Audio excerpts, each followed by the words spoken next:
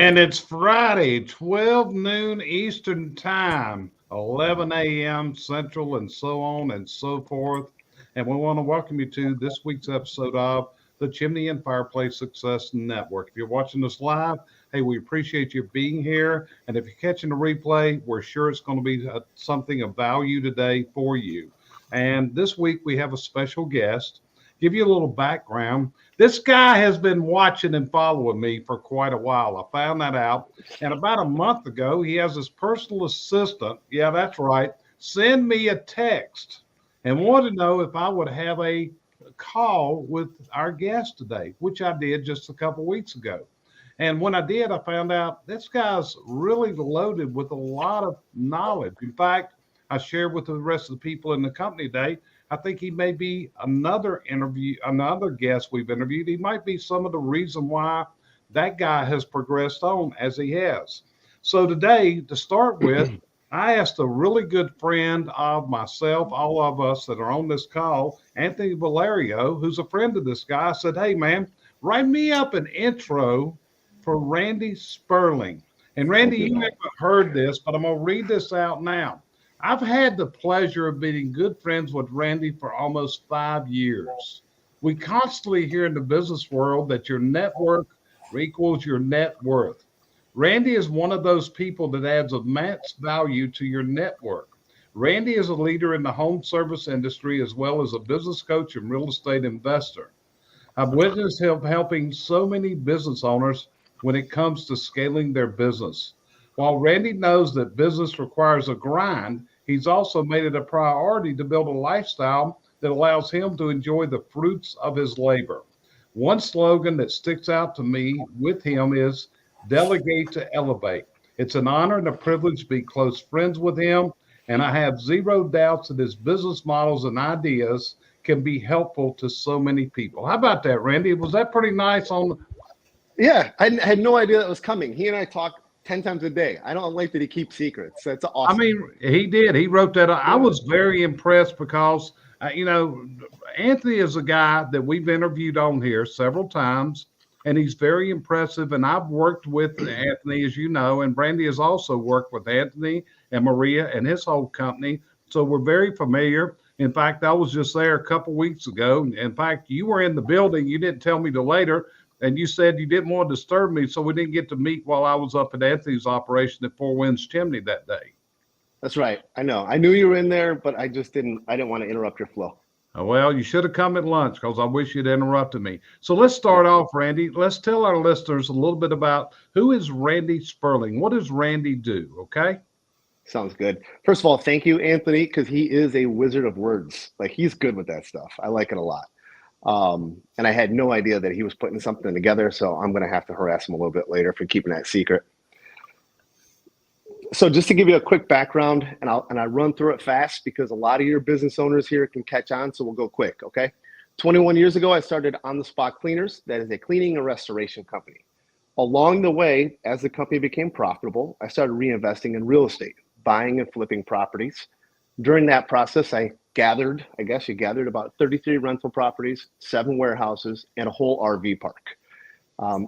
Additionally to that, then I was very motivated to buy a heating and cooling company from a close contact, sort of a friend of ours. And I brought in a business partner to operate that business and for myself to kind of like work with him to grow that company. I then was able to sell my shares of that company about 3.5 years in, which is great. Honestly, because he needs that revenue himself to run that company, and I don't need to sit in there. He's got it figured out. Last year, your friend, my friend, Anthony and I started a waterproofing company together, and we are both running that remote, and we challenge ourselves to stay remote with that company. And then the coaching consulting is more of a hobby for me. It is not a business. It is not what's next. It's just, I really do like to see people succeed, and either professionally or personally. And I just feel like I have a lot of information that I wish I received year 2, year 3, year 20. And so I just try to share that when I can. Yep. And so everybody's aware, I've already put a bug in his ear about when he's going to write his book, because whenever we had the discussion and everybody's smiling because they know I always push everybody to write a book like that. So anyway, today's subject matter is the things nobody told me. the things that you learn. And see, that's the whole thing. Right before we started this, we were talking about Randy's kids and teenagers. And Brandy was talking about she had teenagers. And I said, well, I remember when I had teenagers. Then I remember when my grandchildren were teenagers. And now many of my grandkids are no longer teenagers. They are now in their adult years, eking their own way out in life as far as that goes. But Randy, on that tone, what's the leading thing that if you could go back into an earlier time in your life and you could speak to your younger self, we'll say that you were 20, 21 years old, you hadn't developed that entrepreneurial spirit yet, what would you tell this younger version of Randy? Jeez, I don't think you have enough time. I don't think you have enough time on this podcast for that. Now I said one thing. Okay, I'll give you one thing. The first answer most people would expect out of me is business, money, real estate, and I'm not going to go there. I think the first thing I would tell myself is to protect my mental health, not be super stressed. And the reason why is because when I was 21, I had my first daughter and I was mentally stressed. I myself grew up in foster care after a mother's suicide. I didn't want to fail as a parent. I didn't know what to do. And if I could go back and talk to that 21-year-old kid, I said, don't worry about it. Just take your time. Don't be in a hurry. Don't worry about what the other parents drive or where they live or what degrees they have. Just slow down. So the first thing you would tell them is to protect their mental health. And 100%. you're so true about that because we see so many people go into business. And running a business is hard work. It's hard ass work to be successful in business. It's with you 24 hours a day. The hardest thing to do is probably leave it alone. And if you work with a spouse in the business, it becomes even more difficult to where separate yourself from the business becomes. So, hey, I like that one as the number one thing that you would tell your younger self. And we'll get deeper into this as we go. So, Cheryl, what about you? What will be your first question for Randy? Well, I'm just going to stick in one comment before that. I was taught that health is wealth. And so I'm glad you said that. That was good. So I noticed I was reading your website. You do an array of things, and it was really interesting. So I know we're talking on certain topics, but do you have a next that you're going to, and are you ready? Are you ready to put it out in the open? Did you say, do I have a next, like the next thing? Next. My answer is no, I do not have a next. The next thing for us is to manage well what we currently have and I'll not allow anything to get in the way of my schedule, because our schedule of schedule of events are more important to us than the next business idea. I think as I did buy and rehab other companies or other properties, what I found is whatever your attention on can be, whatever has your attention can be successful. Right now, I really like to be just successful, with my friends and my family and my personal life. Very good. Does that answer your question, Cheryl? It shows me that his personal life is extremely important also. Extremely important. And I got because that. like you said, Jerry, like our first 10 years in business, or it doesn't have to be 10 years, but you lose a lot. You're going to lose friends. You can lose family. Sometimes it's your own fault. You can lose money. It's not easy to be in business, but once you get past some of those hurdles, then you realize what's pretty important. Very much so. Like I said, and I'll go into when I get my next turn, I've got a good question for you there. So Brandy, you're next. What question would you ask Randy? I think this conversation I think is intriguing you a lot. So do you work with your spouse then? No. Okay. So you guys are completely separate. Kind of. Okay. Is that loose? So my wife is a real estate agent. Okay. And she is also able to run a lot of her work remote. We together hired a personal assistant to help us be kind of boots on the ground while we're out of town. So and also it's just us all the time, but yeah. Yeah. So how do you guys then, with all these businesses, how do you make time for each other? How do you make that time to have a date night? Honestly, it's probably 18 hours a day. I mean, we have all the time that anybody would ever wish for. We just apply that strategy that, work isn't carrying the shovel. I don't need to carry the shovel in order for my business to be successful. And it took time. Don't get me wrong. It took a long time, but the last handful of years have been very high level thinking, kind of making sure we're reinvesting the time or money into our team. And that it does run itself. I know that, again, I'm going to use Anthony as an example. He has 30 some service technicians and installers. I have 9 with 2 managers. Could I have 30? Yeah, sure. I don't want it. I like a predictable profit, and I don't mean money. I mean the amount of time and money that go together. I totally get that. That's my husband's philosophy as well. So I 100% get that. Yeah. Thank you. Yeah. And And don't get me wrong. Like, you have to go make money to eat. Like, there is work involved. But setting date days, we're very fortunate with our schedule. Yeah. So, Randy, before I go to Josh, you did see this message Anthony posted up. I got it on the screen right now. No, I can't. I'm not that smart with my phone, and my assistant isn't in Florida, so I can't see it. Okay. So what Anthony posted, he said, I'll send you an invoice. Okay. Just so you're aware. Yeah. That's your buddy, Anthony. He's going to bill you for that introduction. It's worth it. Yeah. Tell him it's worth $14.99. There you go. $14.99. That's a 14099. There you go. So Josh, what about you? Because actually what Randy has developed is very similar to the systems that you're working with people to develop. So what would be the question you would ask Randy? Well, first I was going to lead off with the self-help or personal time, because as my friends know here on the broadcast, they know I went way too far a few years ago, and it really affected me and my family. So no, I really respect that. What you said there is those 12, 14, 16-hour days really take a toll on you and your family. And I experienced that myself and have, made that change, because that's, last year I realized, I have so many systems in place. I wasn't doing anything, kind of like what, you are doing. I just have to answer high level questions and a little bit of tech help here and there.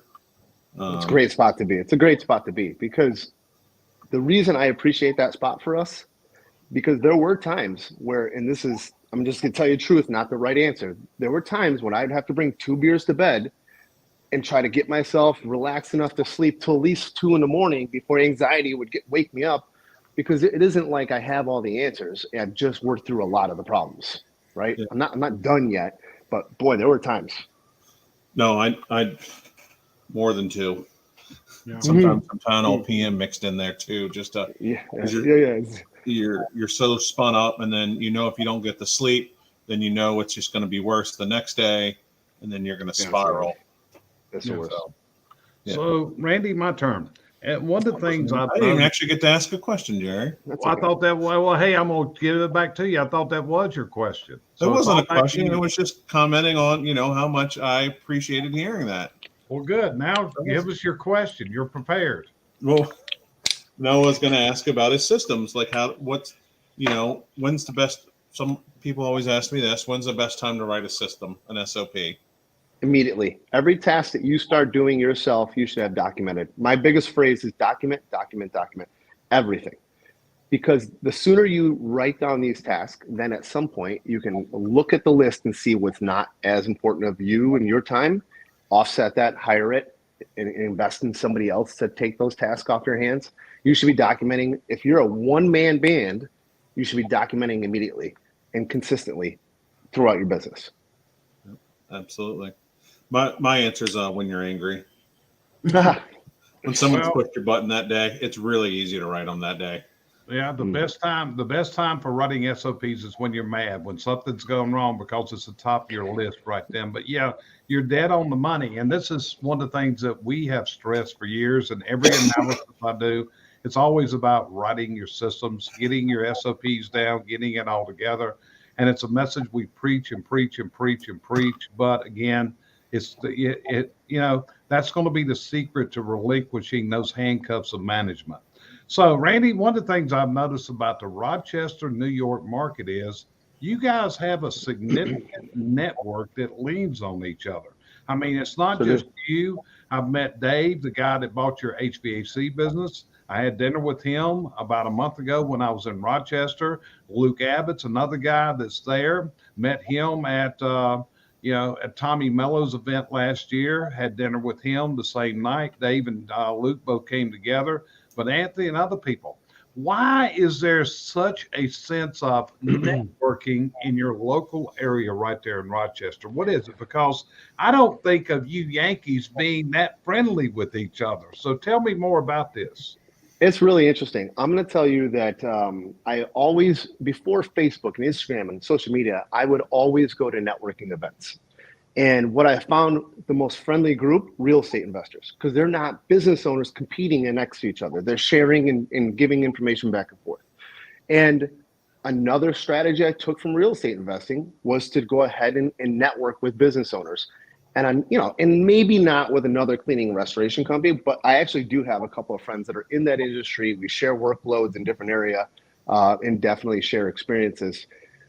One of the things that hung me up the most is that I would be a guest at a 3-letter business networking event. I won't use their name. I don't like that model. They all stand up and reintroduce themselves every single week, and I feel like I'm at AA, and I actually prefer to drink beer.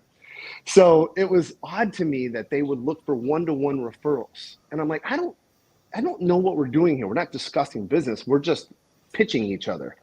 So I started just reaching out one-on-one with other business owners and like, let's grab coffee. And then so-and-so would see it and say, well, why don't you come? And why don't you come? And why don't you show up? And then all of a sudden there's 8 to 10 of us. And then there are people, I would write a post about it and discuss what we learned or what we just, what we talked about. And what we found from there is people would private message us. Hey, I have a question. Great, go ahead. Now, my least favorite thing, if anybody's listening, is do not say, can I pick your brain? Picking your brain is like scratching the lottery ticket. You're not going to get the winning numbers. It's not one-time ideas. I have other people who approach it differently, and they'll say, hey, what you say resonated with me. Do you have time to meet for lunch? I'd like to discuss this specifically. That person gets a yes right away. The pick your brain, they get sent to Jackie, my assistant. They get a $200 upfront invoice if they want to meet. That's how it works, right? So we're very fortunate because that feedback that we got from our group was just fantastic. And then we just became friends, Yeah. And y'all get together and y'all basically mounts. It's basically what you would call probably an informal mixed group meeting. That's kind of a management information exchange system is what you're talking about, where you're sharing ideas with each other that's working for you and learning from others. Would that be agreeable? That's 100%. Okay. So anyway, well, I have to remember that next time a guy's personal assistant reaches out to me, wants to talk, I'm going to remember that. Yeah. You want to pick my brain? I got to send you an invoice, but it was well worth the time to talk to you, brother. I was glad. No, I wouldn't charge you. There you go. Okay. So Cheryl, you're up next. What would be the next question you would ask Randy? On your website, Deal a Lot of Reading, do you do your own writing or do you banner that out to other people? Because it's really good. Okay, so the writing that is personal is me. The writing that is technical, like smoke odor removal or duct cleaning, furnace cleaning, I'll edit those and review those from our blog post writers on our cleaning page. But a lot of the writing that's on our personal, the Spurling Group website, are articles that I call them articles. They're posts that I wrote on Facebook. Whether they are thoughts that I walked away with from one of those meetup groups or just the 2 a.m. thought that hit me and I had to write it down on my legal pad so I can go back to sleep. I felt that it was a little easier to open up the last couple of years because I saw that as more value than offering all the things that we do as a service, right? So if I'm going to build a social media presence, nobody really cares about mold remediation. They just need you when they need you. But if you want to build a presence and you want to add value, talk about business, talk about the headaches, the ups, the wins, the losses, and be truthful. It's not always great, And so some of those articles or the posts that you're talking about, if they're personal ones, they're 100% mine. Very good. Thank you.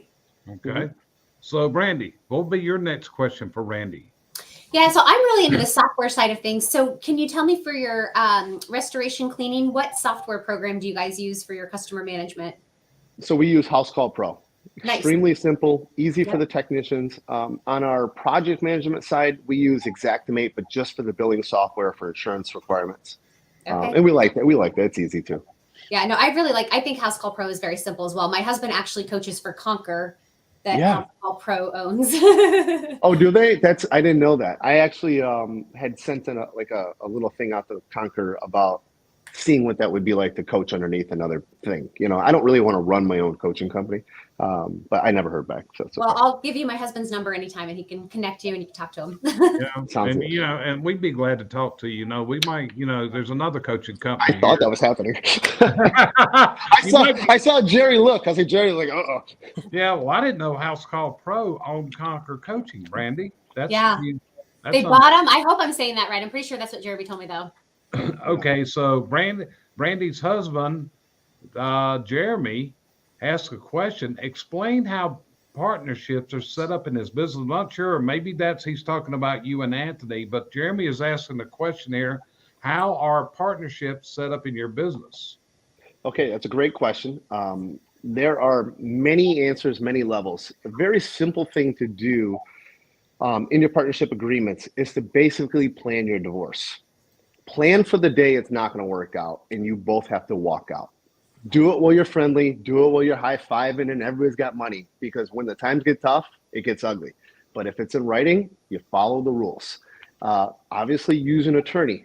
Now, I'll often tell people don't do partnerships because, for example, somebody might say, hey, can we partner together? And I'm like, no, because for me, unless you're a guy like Anthony Valerio or David Jockalone or somebody at my level, that partnership is 80-20, because I know I'm going to do the heavy lifting. I'm probably going to do the finances. It's not worth your time to give me 80%. You should just pay for training, coaching, and financing somewhere else and then start a business. If you're high-level people who want to partner together, 50-50 works. Then you also start to assign, these documents are deep, right? But you could start to assign, say, okay, if I am on task in this business, my time is worth this. So that comes away from the partnership profits. That's a paid service that you offer to that company. Specifically for Valerio and I, we are invested partners with an operations manager. So neither one of us are working in that business. Now, recently, what we did is a year in, our operations manager, we wanted to offer him some value. We know personally that he has been just a rising star in a lot of companies, and they've either gone out of business, left him kind of hanging when they sold the company, and unfortunately, they didn't take care of him. So we wanted to take care of him, and we came up with a partnership agreement for him that is a 10% ownership starting year one with a 1% growth up to 25% max. Now, it doesn't mean he gets paid yearly profits off of the partnership. It's just equity. So if we ever sell, he's not left out to dry. And in 25 years, he should probably leave the company and should take some money with him. Very carefully, if you're building partnerships, make sure you create a division, because he's running this area and we set the area as a 50-mile radius from our office. Why? Because Anthony and I are big thinkers. We'll probably go to Syracuse, Buffalo, Albany. This person is not going to take 25% of the entire company. They'll take 25% of what he built. And then we'll get another one of him in these locations. So just make sure that if you decide to go to partnership, you actually need a partner. You don't need somebody just to offer financing, coaching, a task. There's a lot of things you can hire out much cheaper than giving away 50% of your company. So you're not Shark Tank. No. Okay. But, I actually, very similar, Randy, I call that a prenuptial agreement. Just like if you're going to get married, to be honest with you, I advise people to get a prenuptial agreement going in, even though you're not planning on to get a divorce. It comes, there comes the day that maybe it didn't work out, and you go ahead and write this. In fact, Cheryl and I have a prenuptial agreement. We are individuals in the state of North Carolina. Her companies that she owns, I have no ownership rank in that. She has no ownership rank in ours. We can make those private level decisions that we want to make. Not that we do anything without telling each other, but yes, we do have that capability. And since we've been through marriages before, it's like, hey, we wanted to part as friends. So we set that up in the beginning. So I'm in well agreement with you. Josh, what will be your next question? And I promise I won't interrupt you till you're done. Well, thank you, Jerry. So as the systems guy, and then, it sounds like me and you have some of the same thinking. Where are you housing all those SOPs? So we are not as digital as I'd like to be. And that's something that we're going to work with RTI out of Pennsylvania, Restoration Technical Institute. They have a lot of software that's pretty cool, like simple stuff that we can just have on digital platform for all the techs. Right now, we're still old school binders in the shops, in the trucks. And it works fine. But that's something I would probably move forward to. I know. I see you, Jerry. I know. Yeah. Listen, I'm pen and paper, man. I love pen and paper. I said legal pad earlier. I mean, hopefully your listeners know what that is. I don't know how young they are. Don't have a heart attack, Josh. Don't have a heart attack. I know. Are you all technical, Josh? Yes, very technical. Yeah, he is a true geek at heart. In fact, when he was implementing Service Titan, he was the only client I had that didn't have problems. I finally asked him, I said, Josh, why come you're not having no problem like everybody else is? And he said, because I speak geek. And it's like, I okay. like it. Yeah, but also, Josh, I'm just noticing your sideburns are turning gray. I've never noticed this before, brother. Well, Are they've you been aging gray fast? for a long time, Jerry. I'm due for a haircut. I mean, really, now I know why you cut your hair so short. I didn't know you was gray-headed like that, man. No, I get bushy. My You hair get is so thick, it gets bushy.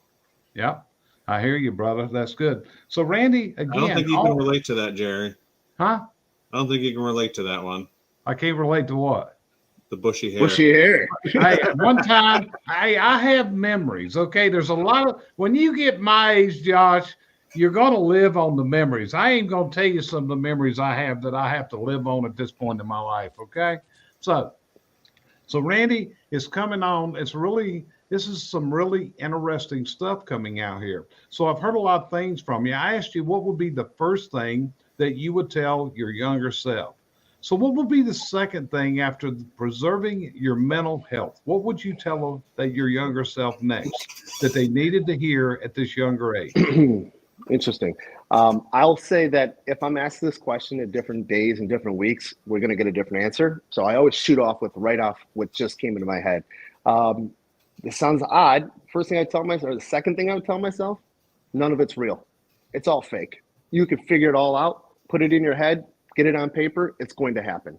And the stresses I had held myself back. And once my mind just kind of elevated, everything was like a no-brainer. Like we almost have to be careful with what I want to daydream because I believe in it so easily. So the second thing I would tell myself, it's all fake. Just go daydream it and grab it. So you think that your thoughts could be dangerous? I worry that if I worry, I'll worry it true. So I don't worry. I don't pay attention to the negative. I absolutely don't do that. I'm that strict about it. Yep. We are positive forward only. That is truly amazing, Randy. That's amazing. That's a great thought. You gonna put that in that book I'm pushing you to write? I am. I have those chapters I texted you. I like them. I actually like them. I know. It's like I said the other day, he sends me a text later that day with his chapter breakdown for his book. So I know I got through to him. But that's the whole thing, Randy. You got so much to share with people. So anyway, Cheryl, we're going to do one more question. So what's on the top of your hit list that you'd like to know from Mr. Spurling? First of all, maybe he's a witch too. So go ahead and clarify that out. He thinks too much. I had another question, but I like this procession Jerry was on. What's the third thing? Oh, I don't know if I've ever gotten 3 things out there. Let's see, protect your mental health. It's not all real. I'm going to draw a blank. I don't know that I'd give myself too much information ahead of time. Well, then I'll ask the question I started to. All right. With multiple companies, because I'm in hiring, I'm like Brandy, I'm going to pick on what I actually do. Sure. Do you do the personal hiring, or does each division of every company do their own hiring? So we allow Dave at Storm to do their own hiring. And really we actually, we're probably doing a monthly meeting at one point. And Mr. Valerio said, you ever get bored? I feel like, is there something else? I said, whoa, yes, I get bored. No, do not jump into another business. If you're bored, let's just jump into our own business. And so we decided to start doing every other week meetings and paying attention just a little bit if we could help Storm fine tune a little bit, but we do allow them to do their own hiring. The real estate for me, I don't have any employees whatsoever. It's all subcontractors and property managers, things like that. And then the cleaning restoration company, We do not have turnover. I have employees that have been with us a very long time and very fortunate. And when I was asked previously on a podcast about retention or recruitment, it kind of goes hand in hand. We need somebody. We allow our team to feed that person to us because our team is, we do a lot for retention. We keep them in our employ, I guess the right word. And when it comes to recruitment, we rely on them. Who do we know? Because they know that that person has to carry their own workload, and they'll say, don't hire my friend, or yes, hire this person, it'd be a good fit. So we kind of work together. The clean company is not the perfect model because it is a little bit more of a fluid, very independent service operators that work for me. I give them a lot of freedom. Very good. Okay. So Brandy, what would be the question that you would ask as your closing question for Randy? Well, I had two different ones, but now I'm going to go a different way. I'm going to give you, okay, if you got two, you go ahead with two. I'm not going to cut you off. What do you attribute that retention to? Is it benefits? Is it perks that you offer? What do you attribute that to? Honestly, just start with treating people like people. I mean, it's the language you use. I don't say they work for me. I say our team, we provide, we do, right? And when you speak that way, you believe that way. So, I mean, is it a higher scale of pay for their industry? Sure. I pay the first 4% of their 401k, regardless if they invest. We set up 2 to 3 events a year, whether they're baseball events, archery events, picnics and barbecues. But, you know, and then also just taking time one-on-one. Like before I take off and do a lot of coaching to other independent people I don't know, I physically spend a lot of time talking to everybody that works with me, just listening to what they have to say.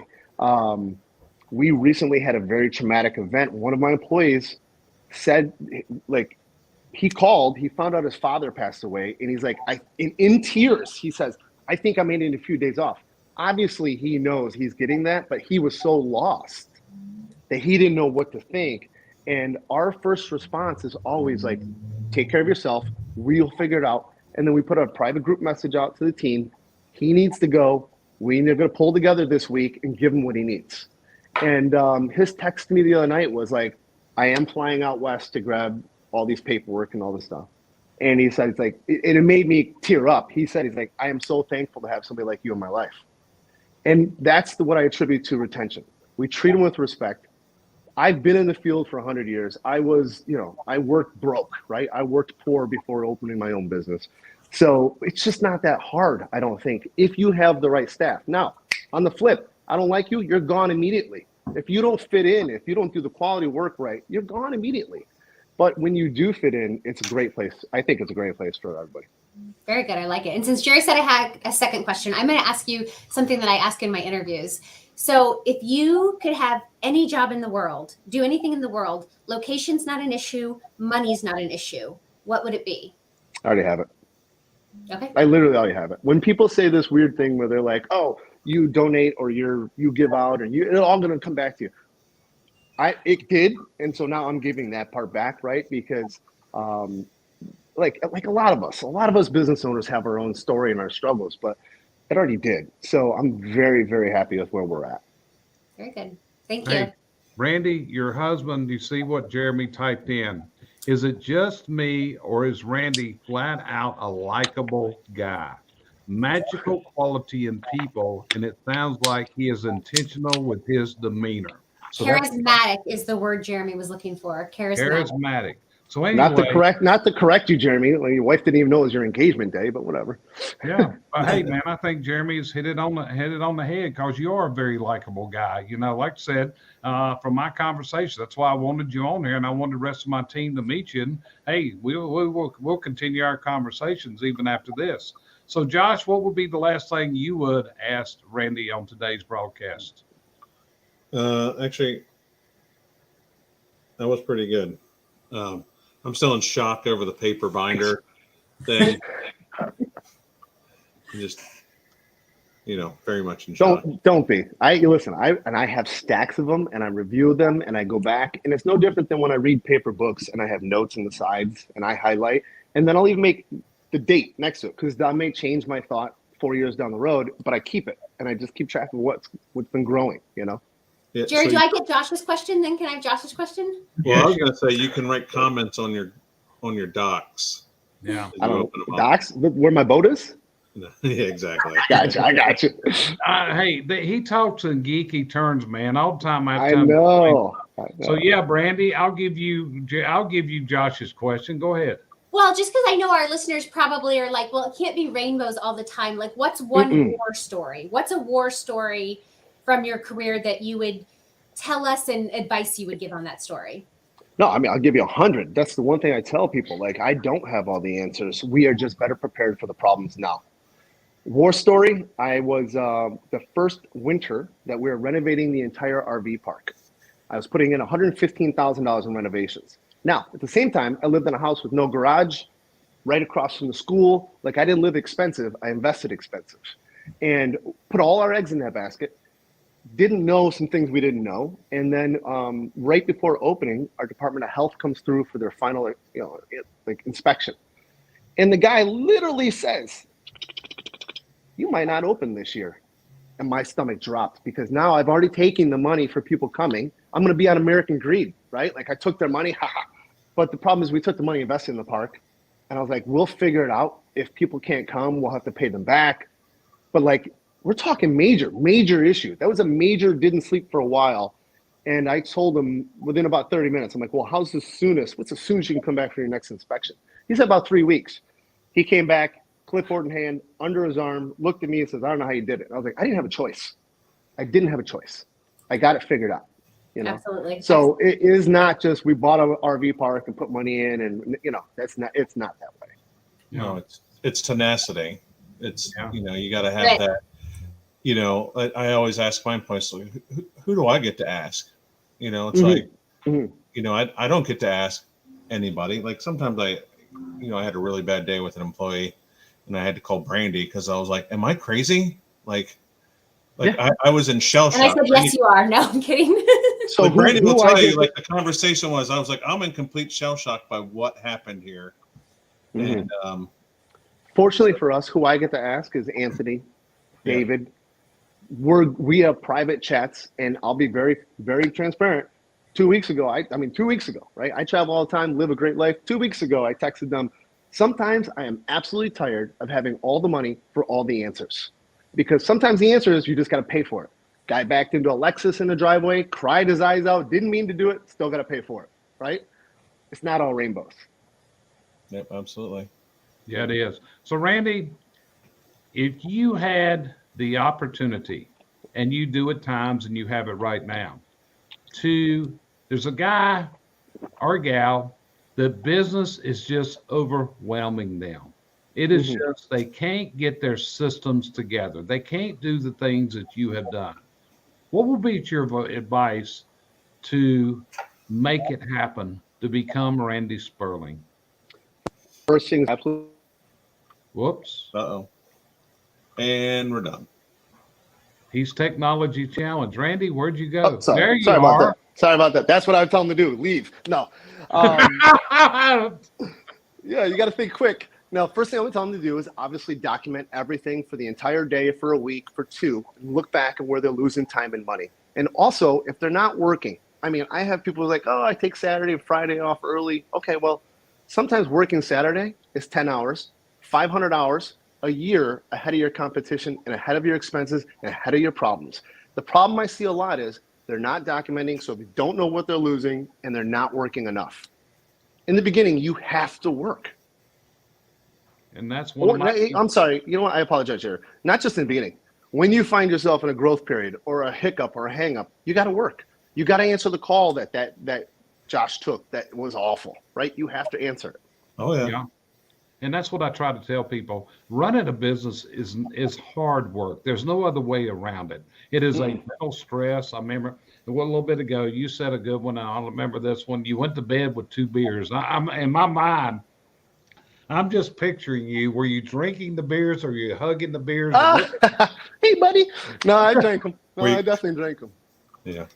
Okay. So, Randy, have you got a lot out of today's broadcast? Absolutely. Yeah. I would love to talk more offline with Randy. You seem like an amazing business owner, and I think that there's a lot that I could learn from you. Well, it is. And like I said, he's kind of got an invitation out there right now if he's read between the lines today at all, Okay. So, Cheryl, what about you? Have you got a lot out of this conversation with Randy? I have. I mean, I've been in business a lot of years. Is it perfect? Am I too old to start another one? Probably so. But just the ideas for the other people that are out there, I think this was a super podcast. Yeah. Josh, what about you? Have you got some value? Here is a guy running on paper, Josh. Come on. Yeah. No, I would say get off paper as fast as you can, because it's for all my employees have every SOP, every technical documentation in their pocket. Yeah, but look what Jeremy just posted. Josh, don't dog on paper. It's the only thing we have when the machines take over. Okay. Thank you, Yeah, Skynet. I'm literally waiting for the FedEx truck to back up with 5,000 rounds of ammo, Jerry. Like, I'm not worried about the machines. I understand. Well, Randy, I want to express my thanks to you today. I think you have shared some significant messages here. I think the people that are hearing you are very impressed with your messages. I know my team is, and listen to the questions I think you've given. And if you can get Jeremy Biswell making comments like he has today, that's a fantastic thing. So, Lord, everybody, next week, our guest is going to be the author of Perform or Perish. And this is a friend of mine. His name is Jeffrey Wolf. And this is a case study about a company that had 30 days, Randy, 30 days to turn it around. The investors were going to pull the plug, shut it down, put over 160 people out of work. And Jeffrey actually worked with this company. They made the changes. And that's what I often feel.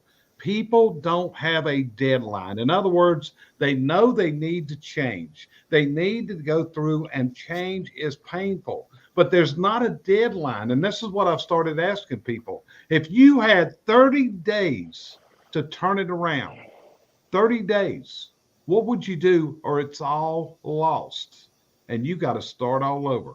Randy, what would you do if you got that notification from a bank or whatever that says, hey, 30 days, buddy, you got to turn it around? Would Randy go back to bed with the 2 beers, the Coors Lights, if I remember right? I'd probably start the day with the 2 beers, but I would get going.